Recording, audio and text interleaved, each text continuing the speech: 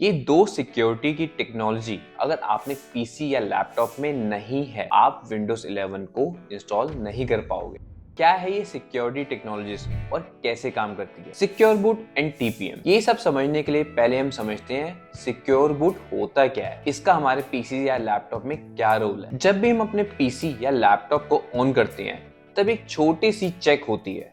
System पूछता है मैं सेफ हूं या नहीं, और इसी चेक का नाम है सिक्योर बूट। आज इस वीडियो में हम समझेंगे सिक्योर बूट क्या होता है, काम कैसे करता है और उसके लिए क्या क्या चाहिए होता है। तो सबसे पहले बात कर लेते हैं what is secure boot. Secure boot एक सिक्योरिटी फीचर है जो इंश्योर करता है जब कंप्यूटर स्टार्ट है तब सिर्फ ट्रस्टेड और वेरीफाइड सॉफ्टवेयर ही लोड हो। अगर कोई अनऑथोराइज्ड या हैक्ड प्रोग्राम सिस्टम में घुसने की कोशिश करे तो सिक्योर बूट उसे रोक देता है। सिंपल शब्दों में ये एक डिजिटल गेटकीपर है जो सिर्फ ओरिजिनल सॉफ्टवेयर को ही सिस्टम पे आने देता है। सिक्योर बूट काम कैसे करता है, चलो ये समझ लेते हैं। विंडोज के अंदर बहुत सारे फीचर्स होते हैं जो हमें मालवेयर से बचाता है। जैसे माइक्रोसॉफ्ट स्टोर में जो एप्स होती हैं उन्हें एक सिक्योरिटी चेक से गुजरना पड़ता है ताकि वो वायरसेस या हार्मफुल ऐप स्टोर में ना आ सके। अगर कोई गलती से आ भी जाए तो विंडोज उसे कंट्रोल कर लेता है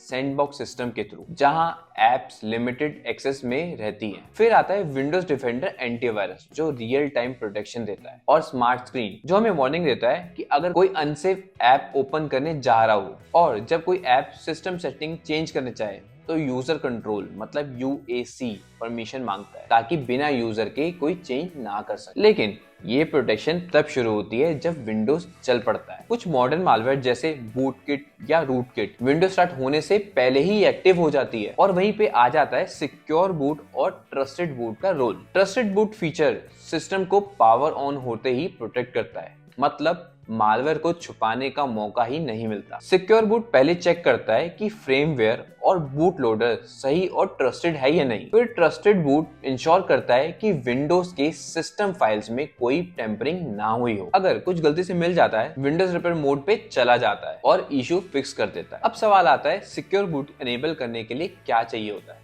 सिंपल पॉइंट में समझते हैं। पहला, UEFI फ्रेम। लेगेसी बायोस नहीं चलेगा, ये ध्यान रखना। सिक्योर बूट सिर्फ UEFI फ्रेम पे ही काम करता है। अगर सिस्टम लेगेसी बायोस मोड में है सिक्योर बूट ऑप्शन दिखेगा ही नहीं। दूसरा, GPT पार्टीशन स्टाइल।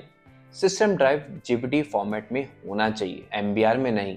इसके लिए मैंने ऑलरेडी एक वीडियो बना रखी है, जाके आप लिंक पे चेक कर सकते हैं या आई बटन में आपको मिल जाएगा। TPM chip. विंडोज 11 के लिए TPM 2.0 जरूरी है।